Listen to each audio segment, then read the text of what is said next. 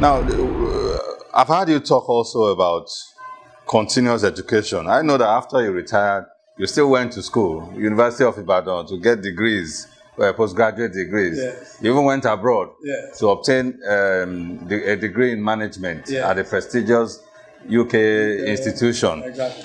What informed your decision to do all of these things and to hold dear this concept of continuous education, which I've heard you preach at some fora?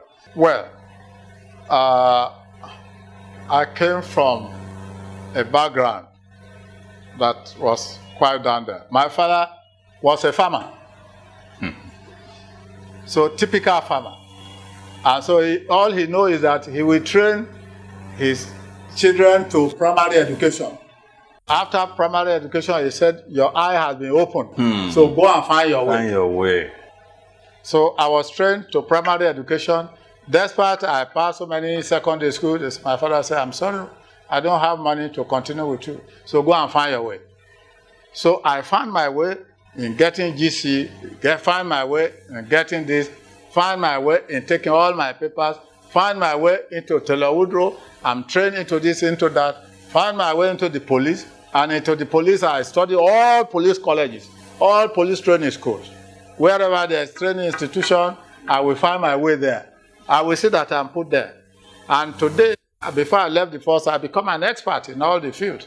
And from there to overseas training, to the FBI, to the Scotland Yard, and I found myself doing international job. For 4 or 5 years, I was on international assignment. So you already have that record.